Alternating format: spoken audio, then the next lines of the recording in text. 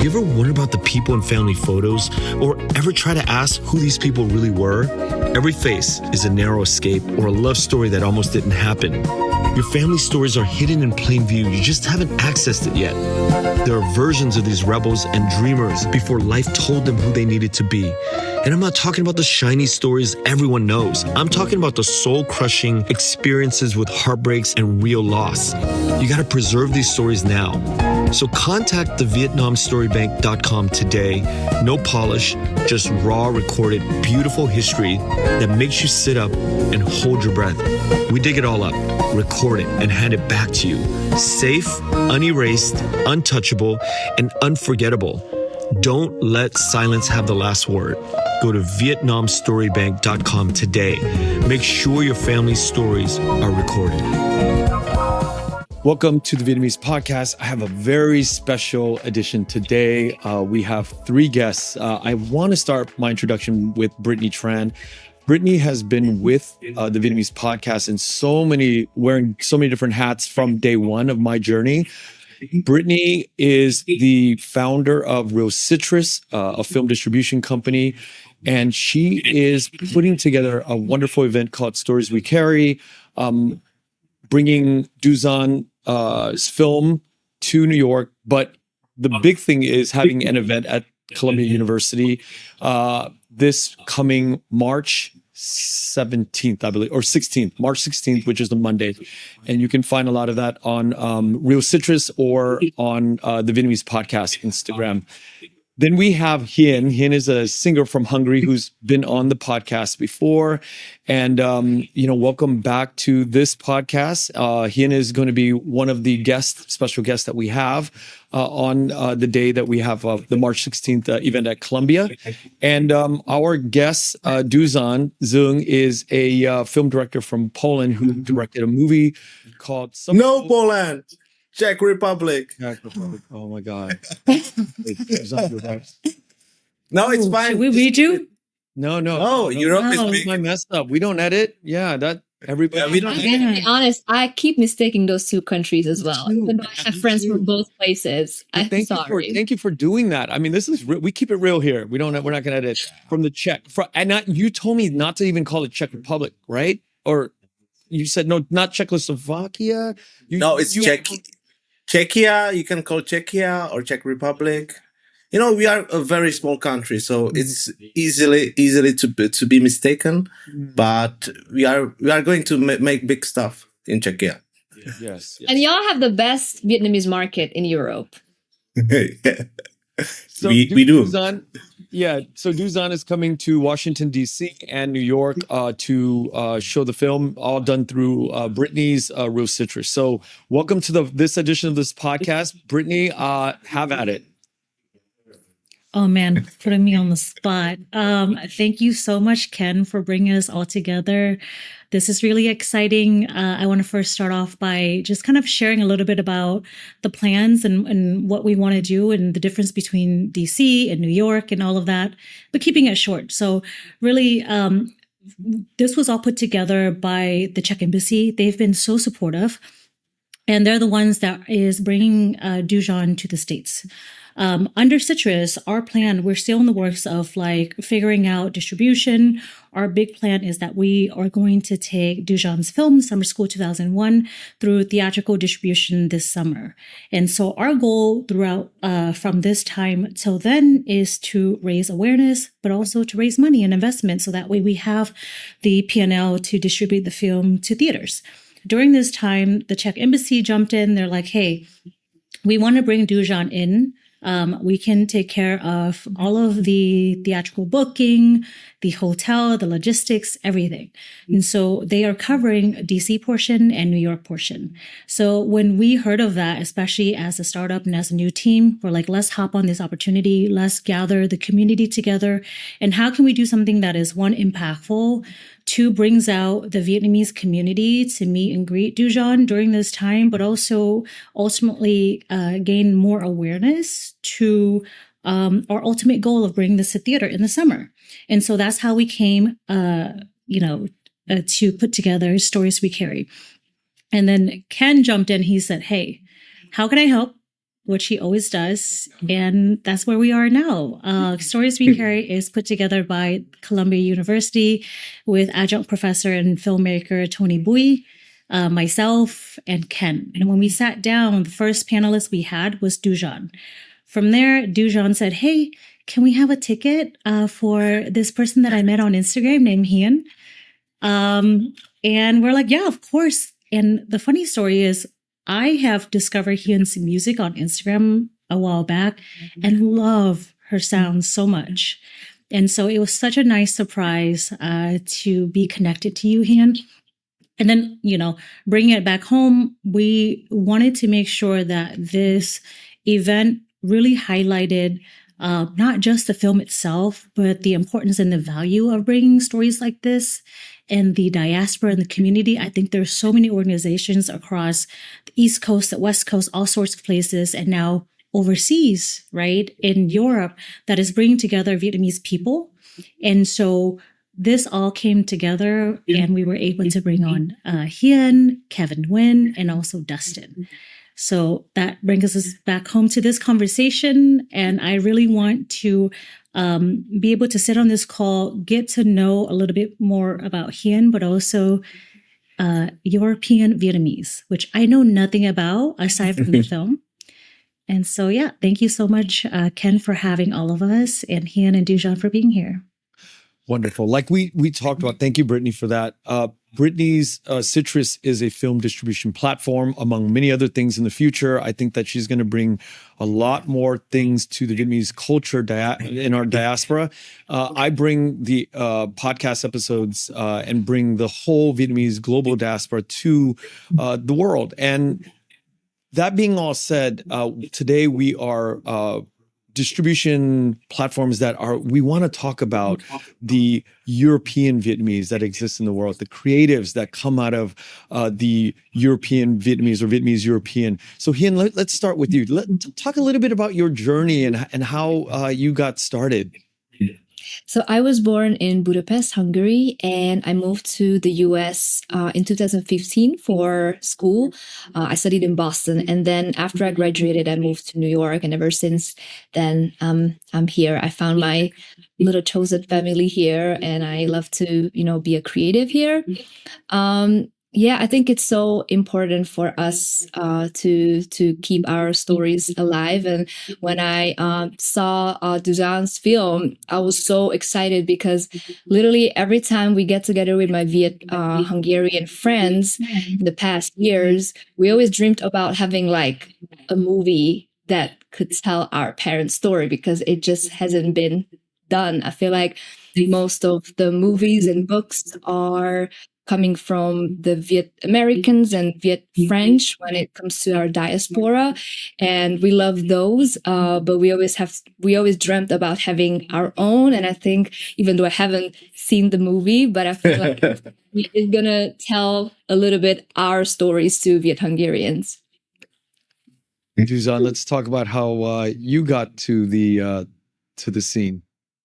Oh, how I got to this call. No, actually, how you got into the creative work from. Yeah, I'm kidding. So I started as a dancer. So I danced my way to filmmaking. Wow. And yeah, I did, the usual Asian stuff like popping, street dance, all sorts of stuff, so I can do a wave with my body and stuff. Brittany, you have him scheduled for a dance before we kick off the event, right? Like he's gonna do a dance. I go to New York often, but I feel like if we can put together a pre-party, an after party, some sort of party where there's a dance and singing element. Can we please? I would love that. That would be fun. Yeah. I would love that. Yeah. Actually, when I was a dancer, I always dreamt of dancing in New York because it's where it started, and that would make this circle like whole. And after realizing that I cannot find a job, like a proper job in Czech Republic, I just bought a camera and I started doing wedding for Vietnamese people, and from that I just kept going on, and here I am, like after maybe 12 years already of filmmaking. I'm presenting my first feature film, which is surreal. Brittany, I want to ask you, why did you decide to pick up Duzan's film? Great question. I heard about Duzan's film actually through a good friend of ours, Anderson Lee, when we went to an event, and he said, "Hey, have you seen Summer School?" I said no, and he said, "Well, you should watch it, and I think it's going to be showing soon." And then fast forward, I reached out to Viet Film Fest because, as a new company, I wanted to support film festivals, especially Vietnamese film festivals. So we reached out to Isa, and Isa highlighted Duzan's film as something that I should watch. I was like, okay, I'm hearing this from two very industry people that I look up to. And before I even got to watch the film, I had to do research. So a lot of our work through Citrus is doing research to write the editorial, to kind of like really highlight the value and importance, all these themes, right? And as I was putting together all of the elements for Summer School, the visuals were beautiful, firstly. And then I got to meet Duzan. He's a quirky ass dude. He's hilarious. And so I decided, why don't we meet in person? And when he arrived in Orange County, frazzled European Vietnamese dude landed in Orange County as his first place in the US. And I took him to Pho 79 in Orange County. And we hit it off. Personality was great, funny, didn't take himself too seriously, just an overall good guy. And then when I watched the film, my daughter was sitting next to me and my husband, right behind me. We loved the film. My daughter was like watching it after the film. She was kind of still talking about it. And that's when it hit it home for me. We have to do something with this film. And so that's how I discovered Summer School. Wow. And then you had the misfortune of making me sit with Duzan in a Motel 6. That was yes. that was a fun. You know me. I see something or I like meet someone. I'm like, there's something there. Like we gotta make it work, and he was only in Orange County for such a short period of time. Mm-hmm. I wanted to optimize that time and really have you there to meet him and to like be my sound and my microphone for what we had planned. No, it was awesome.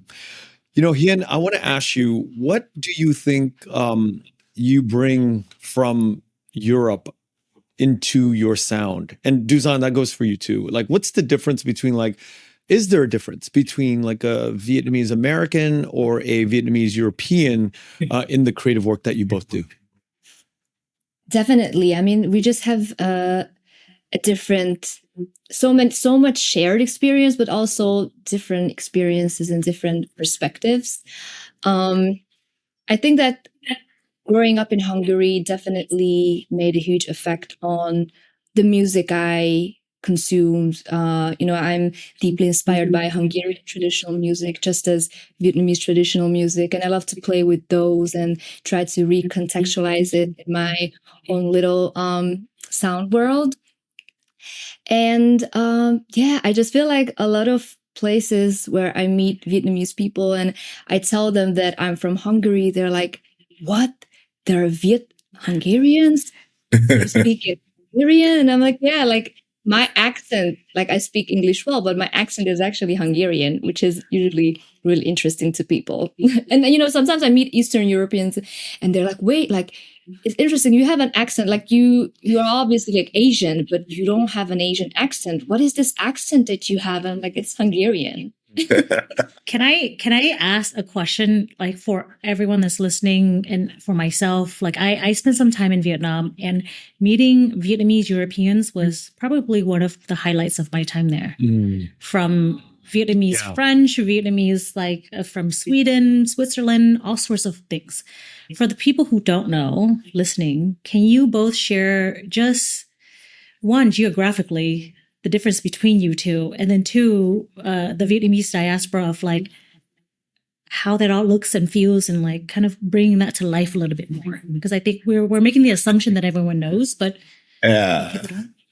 So actually, Hungary and Czech Republic we are like neighbors almost, really, and we are like labeled as Eastern Europeans. But Hungarian language is really crazy for me because it's even the writing and everything. It's really hard for me to to understand anything, but it's illogical. But back to your question first, Ken. When I first came to Viet Film Fest, and I saw like 5 films, and like 4 out of 5 films were about American war with Vietnam. Then I realized that this is the big difference between us Europeans and you Americans, because we are basically from the north, and you are from the south, and you've been living in the States for like more generations than us, because we came in like 80s, and you've been living there since the war.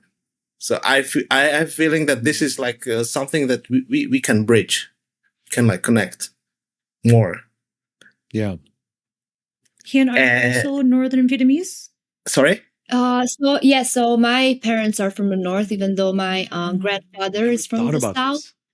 Yeah, so like my grandparents, on my mom's side, they were Cải Lương musicians, and Cải Lương is from the south. So my grandpa actually was born in Bac Lieu, which is the most southern part of Vietnam.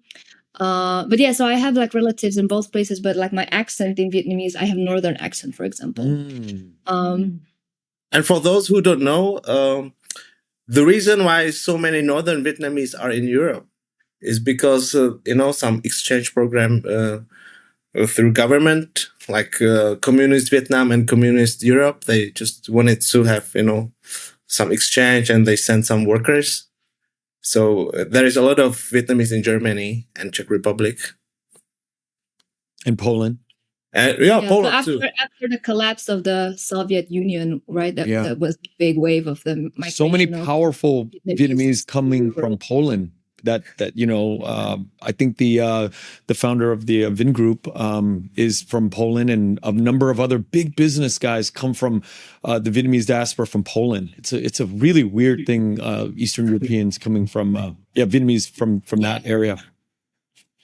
I mean, honestly, one of my highlights in America was meeting the Viet American community. I think one of the main reasons I really wanted to stay in New York, because I found some of my chosen family through the Vietnamese communities. And we started these events called Vui Vẻ Fest here in Brooklyn. And we had people from the Vietnamese diaspora from everywhere. Like we had Viet Americans, Viet Australians, Viet Russians, like Viet Europeans, and mainlander Vietnamese coming out to this event, enjoying music and food. And it was just so beautiful to learn, to get to know these people and learn different stories and perspectives. Yeah. To be honest, when I was growing up, I was so ashamed of being Vietnamese. I wanted to be this tall, white-haired guy, blonde, and wanted to be, I wanted to fit. But right now, I think most of the Czech people are like envious of me, because I have this depth, this trauma, and I can go to the States, and it doesn't happen to every filmmaker in Czech Republic. Yeah. No, it's true. It's true. All the pain that we have, all the trauma is now like a badge of honor that we all get to wear. Yeah, for instance, when I met you, Ken, we met like 3 times, barely. And I just felt connected immediately, because, you're Vietnamese, even though you're American, I felt something. Yeah, I think what I'm hearing too is less about like war trauma, but displacement trauma of just being from somewhere, and then you're just like displaced, put somewhere else, and then you find people who look like you, and then in the way that watching Summer School, it's not too different. You know, our stories and our relationship with our parents, the arguments, our siblings, like all of it. It's not too different. Yeah. When you all think about the creative process, does being Vietnamese influence that process, or do you create just from a beautiful place or a painful place, whatever that is, not related to the Vietnamese process, not related to the Vietnamese perspective? For me, being Vietnamese is a huge part of my artistic identity as well. Growing up, similarly to Duzan, I think that I try to not hide more of this side of myself, but I definitely didn't know that much of my roots and my Vietnamese side because it wasn't encouraged that much, I think. And, you know, we tried to fit in and all of those things. I think that once I came to the States and I found, you know, more communities, more diverse communities through music, that's when I really started to learn more and wanting to learn more about my roots and Vietnamese music. And I realized how beautiful that journey is. And then, you know, meeting the diaspora communities came next. And honestly, like what I'm really grateful is that I get such a great support from the Vietnamese diaspora communities everywhere. Like, I just feel that, of course, in Hungary or like through just music, I found beautiful communities that I felt loved and supported. But my OG, like real supporters, are always the Vietnamese communities. Yeah. Yeah. So I always wanted to make different film than Vietnamese film, you know, but always it always got me. So I always made a film about my, you know, people, my community, about myself, and I'm hoping that I can be something more than just a Vietnamese person doing Vietnamese stories. But then I remember that you know, this word uh, representation, and I learned that in the States that so many Vietnamese are like calling for this representation, and they are so hungry. So who I am to tell them that I will not be like casting more Vietnamese people? I can make the stories more universal or the topics, but I will be using Vietnamese people like maybe always, but not in a way that I'm looking for the roots and stuff, but more like if I was to choose a white person or a Vietnamese person, my heart will always go to the Vietnamese people. Especially when you try to tell a Vietnamese story, right? Like, I think that it's just in the past decades, we just heard so much more about the American, like white American perspective when it comes to not just Vietnamese stories, but Asian stories. And I think now I'm glad that the balance, you know, it's starting to become a little bit more balanced, that we hear our people's voice more and it's more, we can put them forward. You know, what's exciting is Brittany and I, back in October, we went to a concert at the Dolby Theater, which is where they have the Oscars. And we got to watch a performance by a singer named Hien. And this person is somebody that Brittany and I don't know if you heard about it, Brittany, but I didn't hear about who that person was before. And Duzan, I know you and I met in Vietnam just recently together. We have such strong... Yeah, we did. Wow. We hung out in Vietnam. Yeah. Okay. And the thing is, we have such strong cultural ties to Vietnam. Every time we go back, we realize like, oh my God, there's like these cool things going on. How much, I want to ask all of you, how much does Vietnam and what goes on in Vietnam, how much are you guys paying attention to that? And how much does that influence the work, the motivation, the encouragement, all of it in your spirit and your soul? It's a great question. Yeah. I'm honestly so motivated, but also intimidated at the same time, because the pace Vietnam is growing and developing, especially what I'm seeing in the entertainment industry. is mind-blowing. Like Yeah. it's insane. I love to connect and work with Vietnamese creatives because every time I work with them, I'm so inspired. Like that type of dedication and hard work is like, oh, there's so much to learn from them, and I'm just so glad that now the West globally, I think that start to like learn more about from the East, because before that it was just like mostly the East was watching what the West was doing. But I think that now definitely it's really clear that the East is developing so much and there's so much to learn from that side. So yeah, I'm so glad to witness this, and I'm so happy that we can be a little bit part of it too. Yeah, I think Vietnam is moving so fast. You and I met in Vietnam, Ken, both being from the States. And I think culturally, for a long time, the Vietnamese identity I felt like was, as a Vietnamese person, it was our stories from the outside in, meaning I was being told who I was as a Vietnamese person from people outside of my community. This is who you are. This is where you exist. This is your story.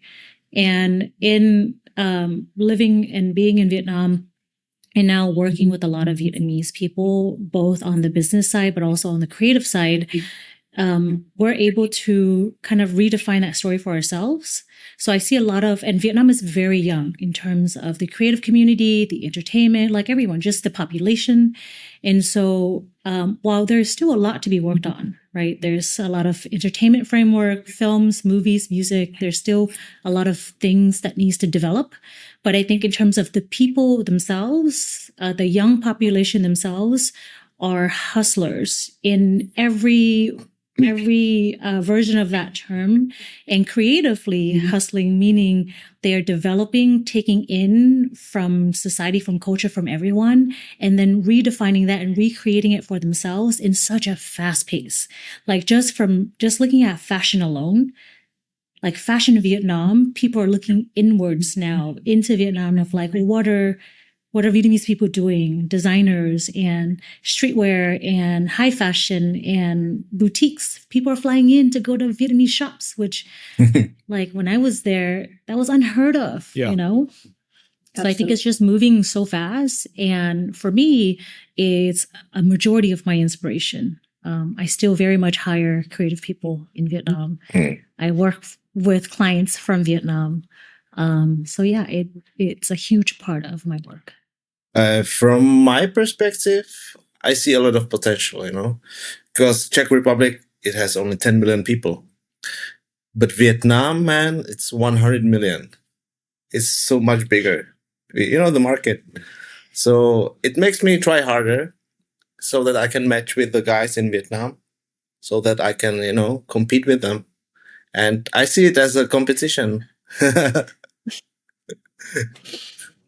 Also, I think I read somewhere that I don't know if 75 or 80%, like a big chunk of the population in Vietnam is under the age 30, which is like, I can't even comprehend that. Like everybody's younger than me. What? Yeah. Yeah, they're good at making babies. Yep. China has this big problem that they don't have babies. So Vietnam is really like on the rise. Duzan, I thought that too, but I heard that we are actually experiencing a slowdown in our population. It's happening because everybody wants to save money. Everybody wants to make more money. Everybody doesn't want to spend. And, I think that the pressure of having babies and worrying about the future and wars and all that, it's making people not have babies, even in Vietnam. Yeah, so we are probably good at making babies, but I don't know if we're making babies. Wow. Duzan kind of sparks these interesting. Yeah, sorry. I told you he was quirky. I cannot speak so long like Brittany or Ken or Hien, so I'm just giving out ideas. One thing I do one thing I do want to ask you guys, because people like me and Brittany, we deal with a different sort of problem when it comes to being from the South and this idea of different flags. But you guys don't have to deal with that because your flag is the same flag that you, right? And I didn't think about that until this conversation. I would love to hear your thoughts on the integration of what is quote unquote the flag that you grew up with, but the Vietnamese flag, and then coming to the United States and seeing that there is this difference in the culture. Does that even register on your radar at all? Does it? And Brittany, I want to hear you talk about how that, if that even affects your work and distribution, bringing in different considerations when you have films coming from Vietnam. So I want to hear this idea of the different sides of it coming from three different perspectives. Yeah, I have just a quick question on that. I didn't even kind of think about that. But so in Europe, for you both growing up, the Vietnamese flag or the Vietnam flag is the one that we have now in Vietnam? The red flag, yeah. So you were not even exposed to the Southern Vietnamese flags at all? I was so ignorant that I realized that we have two flags until I was in the States and somebody told me, Until you went to Orange County. Yeah, exactly. Flag. Like, Wow. what? So you didn't We have two flags? I didn't know, man. Wow. I always thought that, the red flag with the yellow star is the only one ever. I didn't know. But I'm also ignorant. Isn't that mind-blowing, Brittany? I just figured that out right now because I realized that their parents are from the North and then they got sent over to either go to school or worker, like labor. So it's all red. It's all the same flag as, after 75, all their parents. Yeah.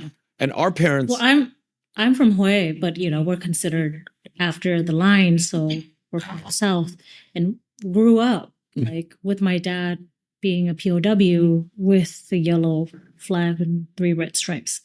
But I also lived in Vietnam for some time. And so I kind of was told right away, like, that's not our flag in Vietnam. And so had to quickly learn that. Wow. Yeah, I would love to hear your interpretation of what that's like. I didn't even know that you didn't know that until 6 months ago, Duzan. Yeah. I'm learning all my life, and this has been like one big, trip to Vietnam, like the solo Vietnamese person. And, you guys helped me a lot because, I didn't know that in California is so many Vietnamese people. It's like the same when I told them I'm from Czech Republic and we have a big community. And every American was like, Vietnamese American, what? You have a big community? So I was like you, but like opposite. Yeah, however, you landed right in Orange County, deep in Orange County, little tall Orange County. So we tried to take him to LA, but that didn't happen. So there is not too different. But to go back to your question, Ken, I just have an example of my work, and it does, not that it affects it, but we have to be very mindful because what that mindfulness is less about politics, but more about respect for our elders. At least for me, in being a Vietnamese American, in that our elders lived this experience, right? They lived the Southern Vietnamese experience, the displacement, the war, the immigration, all of that. And so for my dad as a POW, and for my dad and my respect for him, I understand why there is still a need for the Old South flag. But I also understand that the world today in Vietnam, where it is today, is not that flag. And so in my work, I have to be mindful of when we distribute films from Vietnam to the US, we have to remove those flags. We just don't feature a flag. We feature language instead. To be honest, I love that. I don't like flags. I don't like flags. I don't like when something becomes too like nationalist. Yeah. Even though I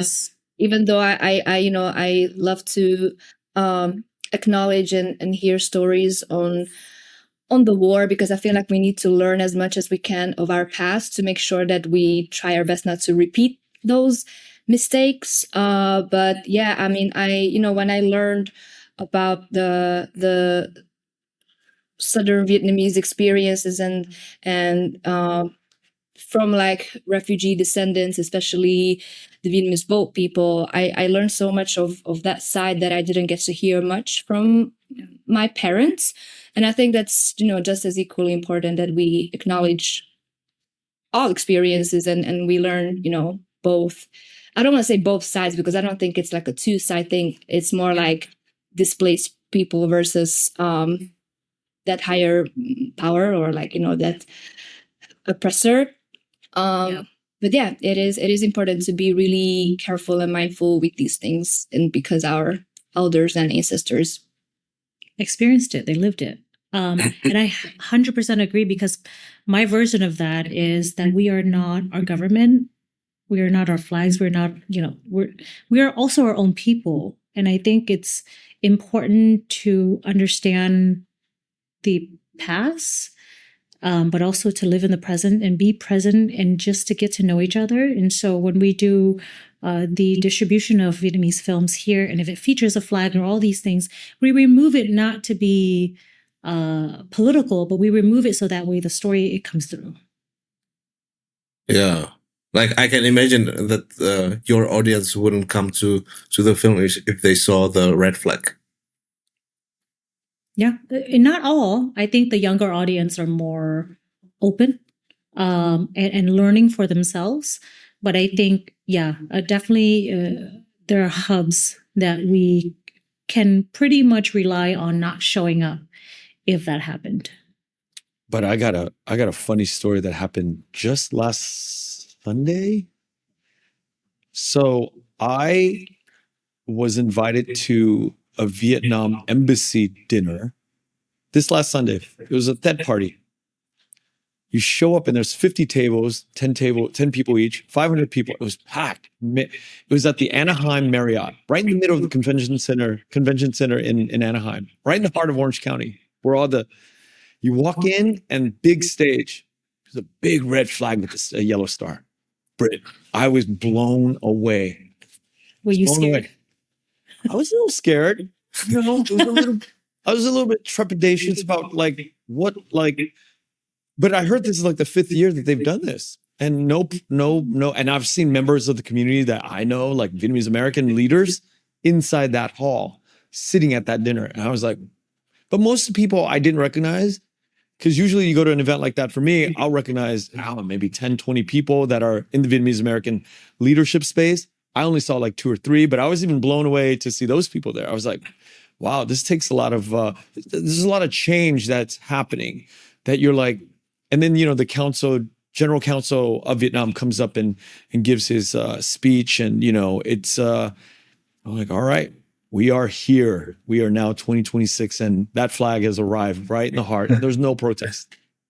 I mean, I think that it's good for business to be on good terms with our homeland, because if you want to make business, you don't talk about politics in Vietnam.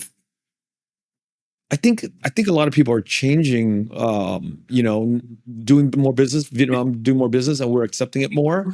It's happening a lot more. It's happening in a very underground way. Like I'm a part of a board in business board in Oregon that actually invited me to that dinner. And the business community in DC, New York, Portland, San Diego are all cool with this stuff. But we in Little Saigon is the last bastion of that. Well, I think that all ties it back over to, I think, why this conversation is important, because business follows culture. And culture is derivative of the arts. And so that's why we need Hien and Duzan and people like you guys to create and to develop from your roots and from your culture and from your experiences. And so that way, more of our community shows up, and the more people that shows up, the more business can accept where we are today. Well put. Really well put. Yeah, really well put. Let's talk. Can we talk a little bit about Can we talk about, Brittany, about what we're doing on Monday? The Columbia part, is that a public thing? The Is it Columbia something- part? Monday? Oh, next Monday. Yes, Yeah, of next course. Monday. Yeah, Can we talk about it? we- Absolutely. Yeah. Is it open to the public? It is not open to the public. It is a private event. It is a seated private event, and I believe we're almost at capacity. So Wow. amazing, guys. How many Everyone seats? really showed up. It was 70. It is 70 seats. I think we have like 4 left, but there's a standing room because it is at the Pulitzer Hall, which is where they give out the The Pulitzer Pulitzer Prize. Prize. And there are standing spaces. The capacity, I believe, is 120. So we have room. Saigon Social is providing food. It is going to be a great event. Mm. Why did you decide to put that event on in addition to the screening in the evening? I decided to do that because I wanted to make sure that we optimize make use of Duzan's time, but also to bring the community together in a way that allows for 2 things. Number 1 is visibility to the film and fundraising and investment. But number 2, to get to know the Vietnamese community on the East Coast. So that way, when we are planning for the distribution of summer school and more films, that we have a community that we can tap into. And we wanted to make sure that that community, that we're not just tapping into, but that we are a part of. And I think that's the important part. You don't want to go somewhere and say like, hey, I want to meet all these people because I want to make sure that we in the future could market to them. It's more so who can we partner with, who can we work with, who can we connect with that feels authentic to what we do. That's when people show up. Yeah, so that's why we wanted to do this, and really just to have fun. I think the most important thing in doing all of this is good and all, but at the end of the day, like, are we having fun? I think that's the most important thing, and that's why the after party or the pre-party with dance and music. Also, I wanted to add, I'm so glad that it's going to be at Columbia University because they have the Vietnamese studies right now, which I'm so happy that it's happening, that people, have the chance to learn about Vietnam and the history and the language and the culture. Because I don't know, my American friends told me that when they learned about Vietnam in high school, or specifically the Vietnam American War, it was just a very not a brief mentioning, but they didn't really go in depth with that. And despite that it's such a big part of American history, it's so important to know more about. So I'm so glad that Columbia have, this initiative. Yeah, for sure. Hien, I had a question for you. I listened to your episode on Ken's podcast, and you talked about the Vui Va Fest. That sounds so fun. And you put that together in such a short period of time. What was that all like, and who showed up?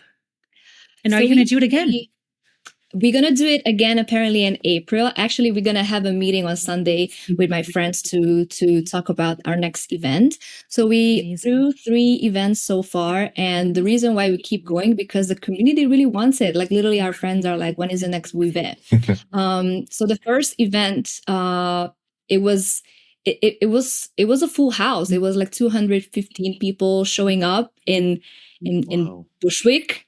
Vietnamese communities are not really in Bushwick typically, but it brought together a really nice, a really niche community, and it was just so much fun. Like, we had Vietnamese food, Vietnamese music, and comedy. My co-founder Leo Nguyen is a really, really wonderful stand-up. He's doing stand-up comedy, and the event after that was a Lunar New Year event, which was also really nice. And our last event was in 2024, which was a Gaza benefit market. And we got to invite a bunch of Palestinian vendors, artists, and food makers, and we also had like Vietnamese people, so that was also really nice collaboration. And yeah, that's my favorite part of doing Vui Vẻ is that I get to meet so many different people from the Vietnamese diaspora, including the Viet Americans, the mainlander Vietnamese, and just Vietnamese like everywhere. That's amazing. Can We I need ask? one in LA. I know. I was just going to say, Brittany, can I ask Yeah. permission to do a similar thing, but I call it Vui Vet, as in Oh, Actually, really? This okay, is so Vietnamese of you to copy and then just switch one letter. Really? I'm honoring My goodness. Brittany. I'm honoring two of our dear friends, Hien and Chef Nguyen Bui. We have a chef friend who did a whole food series called Bui Vet. You know, his last name is Bui. So it's a play on words. I would call it Vui Vet because it's a smaller event of Vui Vẻ, but honoring my chef friend, you know, that's how my brain works.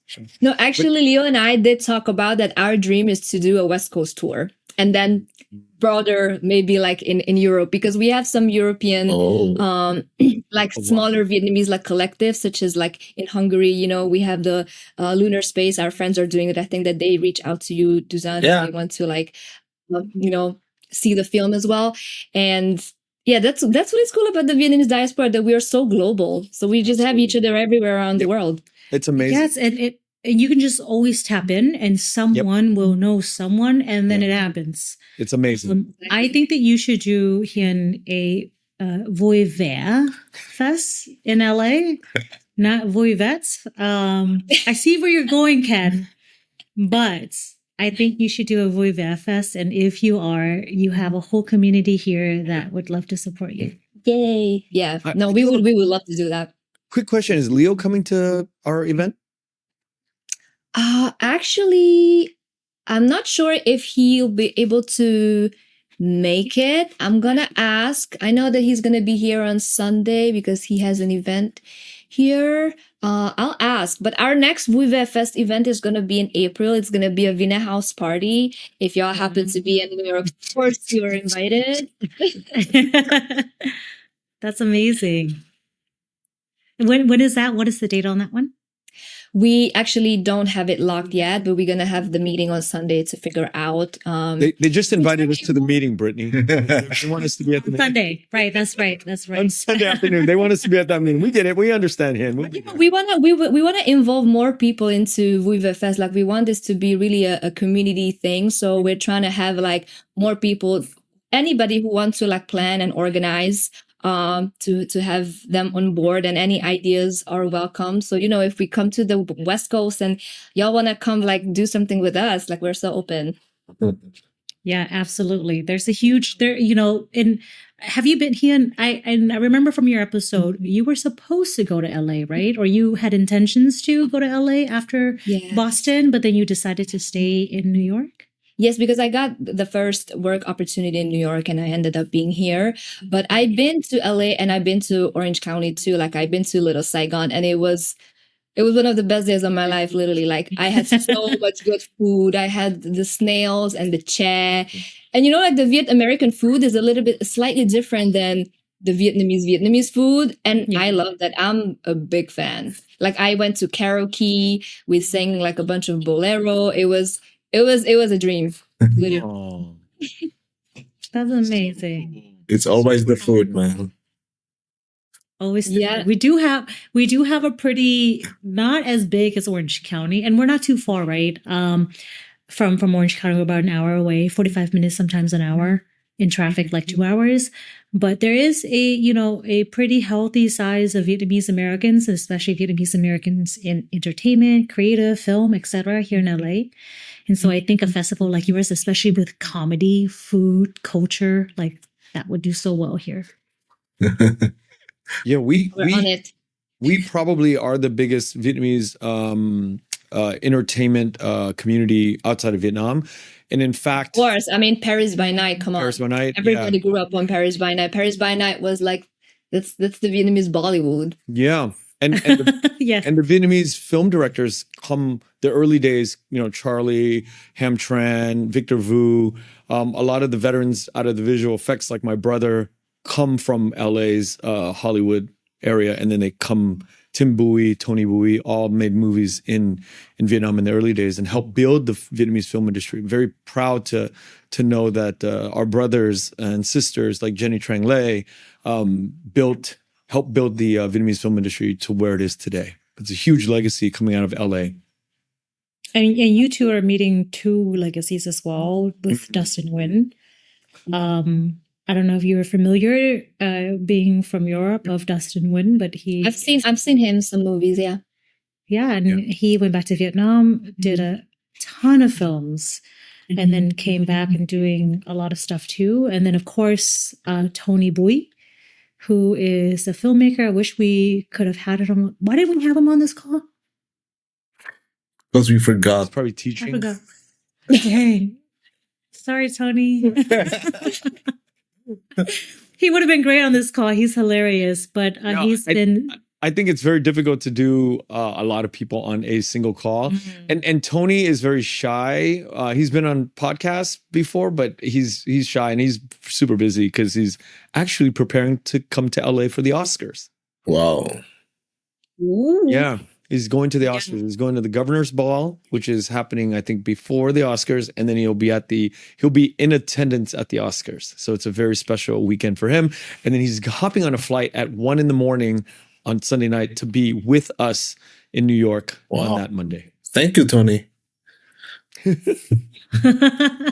Yeah, he's gonna land and jump right into the conversation with you all. You know, we're heading towards the end of our episode here, and I want to ask everybody what 2026, what is the evolution of your work? What is the evolution of the projects that you all have in store? I want to hear about it. Should I start? Yeah. Yes. So I'm actually finishing off my album, and I'm trying to release that this year, and hopefully tour with it and have live performances from that material. So that's my current big plan. Yeah, I think that's it. Yeah. Looking forward to that. I can't wait to hear your album. Is this going to be your first album, full album, or? So honestly, I released albums before in my teenager years, but it was completely different type of music. So I think that ever since I really found my sound and I started to produce my own music, it is my first album that, I'm also a producer and writer. So yeah, I'm excited to do that. But honestly, the reason why I really want to release it ASAP, because I want to move on to the next thing I'm doing. And talking about 2027, what I'm trying to work on is that I managed to bring my grandfather's cassette tapes from Vietnam to New York. It's 15 really, really old cassette tapes. Some of them were too old to be restored, but I was able to digitize these material. And my grandfather was a Cải Lương musician. He played the guitar, the violin, and a bunch of Vietnamese traditional instruments. And basically on these cassettes, it's all of his improvisations, and also he recorded his favorite radio shows like Cải Lương pieces and shows. So I would love to sit with this material and resample that in my own music. So I think that after I release this next album, I want to dedicate a whole album made from my grandfather's cassette. That is amazing. Incredible. It's incredible. Are they? And if I can ask, number one, what are their names, especially if they are musicians from Vietnam? And number two, are they still around? No, they passed away. My grandfather's name is Chan Teng Tu, and my grandmother's name is Nam. They actually met in the Cải Lương Theater and they fell in love there. So my grandmother used to be a singer actress, Cải Lương actress and singer in Hanoi. And then my grandfather grew up in Bạc Liêu and did Cải Lương in Saigon as well. But then I think he moved to Hanoi, I think because of the wife, his wife, my grandmother. So they, they ended up in Hanoi, and my mom was born in Hanoi already. I just wanted two comments to add to this. Number one, have you watched Ivan, the documentary made by Kwaha? You know, Ivan the composer? Ivan, I just heard about that. I just heard about that dog. Ivan. Ivan is the name of, he's like a prolific, he wrote so many of the songs that you hear, like Long Mẹ or all of these beautiful songs. His daughter is probably your age, Hien, and she put together this beautiful documentary called Ivan. And it's out there, but it's very YVAN, and it's very similar to your story with your grandfather and grandmother. I need to see that. Just see it, and you can hit her up on Instagram. Kwa Ha. She always says I have a man's name, so she brought it up. But Kwa KHOA. I say that because not to confuse you when you think about. Oh my God, Kwa is a guy, but it's actually a woman director. Kwa Ha. Look her up, message her. I think it's important that both of you make that connection. The other thing that I really would encourage is for you to have a conversation with the DJ named DJ Demon Slayer. His name is Dan. I know him. I mean, I haven't met him, but he was gonna do an event in New York, and he wanted me to perform, but then that event didn't happen. Right. But I know he did a lot of research on new wave. Exactly. And it's amazing. Yeah. And sampling with Kay Lung, if you guys collaborate, I would love to hear, because Demon Slayer is the brilliant mind. And I can't imagine collaborating on a track or two with that kind of Kay Lung sampling. That would be mind blowing. That'd be amazing. I would look forward to that. And also your sampling, whatever you do with your vocals and your grandparents would be absolutely fantastic. Brittany, you're next. Oh, okay. Well, 2026 for Citrus, we've fully kind of started the business this year, because last year was like, hey, can we make this work? And we're like, okay, we could do this. We could make this work. So Citrus was established this year, not too long ago. And my goal for the year is to distribute the film, not only theatrically, but also streaming and the whole nine.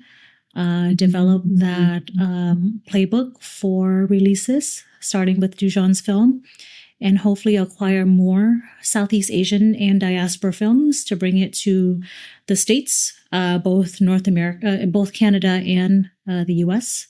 And through theatrical distribution, really have people come out to the cinema to watch the movies. I think that's the most important part, because tying that all back to me, and why that is important is because the whole business started because I just want my mom to be able to come to the cinemas with me and not have to translate. And her name is Squid, which means tangerine or a clementine, and that's why it's citrus. Oh, it's cute. It's a dedication to my mom, and I want to make sure that our elders, our families, our parents are able to go to the movies, to watch our films. And so 2026 onward is to do that. What a cool story. I didn't know that. Wow. I'm glad that I heard this story. Okay, so me, for 2026, we just learned that we got funded a new project. Wow, man. The animation one? No. I have like 3 projects running like simultaneously. But because, if you are a director and it takes you 8 years to make a film, you better make like at least 3 at the same time. So this project is called Journey to the West. And it's, the story of the first Vietnamese who came to Europe. So it starts in 1950s. And a funny story, 100 children after Indochina War came to Czechoslovakia. And they were the first Vietnamese who came to Czechoslovakia. So it's like this anthology series. So each episode is different, like story from different time. So it's 1950s, 1960s, 70s, 80s. And, the reason I am making this is it's also connected to my parents, because I wanted them to, to see their own journey on TV, so that they could get be entertained, because they only watch social media, and I think they could watch some TV show.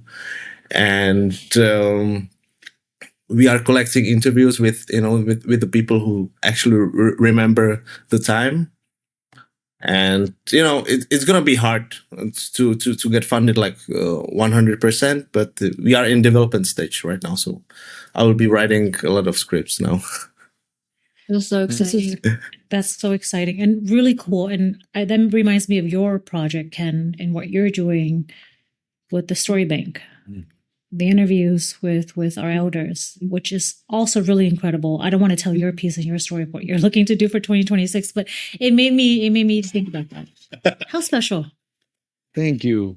In 2026, I am actually expanding beyond the Vietnamese. So anybody tangentially related, so African Americans I've had on the podcast, Tony Award-winning people who are outside of the community, but who have like roots within the Vietnamese community. Like we have a Congresswoman Judy Chu in California that will be coming on, and so people like that. I'm expanding it out to hear more of like legislation that they have with like deported people going to Vietnam or Cambodia. So expanding the podcast in that way, and just making sure that the Vietnamese podcast is a hub for mainstream Asian America as it relates to the Vietnamese community. So that's sort of like the direction. And obviously, I'm going to always keep Vietnamese people consistently back on the podcast. I mean, that's my bread and butter, is my love for Vietnamese people. And I am so happy that we knocked this podcast out today. It was very last minute, and all three of you are such wonderful speakers. You guys are such articulate, and so easy to do something like this, which is normally very hard to do a podcast with three guests, but it was seamless, so thank you all so much for being on today. Thank you. Thank you, Ken, for having us. And we'll all be in New York soon, so Party soon, man. Party soon. Thank you, everybody. Thank you for listening to The Vietnamese with Kenneth Nguyen. Special thanks to Brittany Tran, to Jane Nguyen, Catherine Nguyen, Tina Pham, Sydney Jamie, and Christo Trin. Please find us on Instagram, Facebook, and TikTok at The Vietnamese Podcast.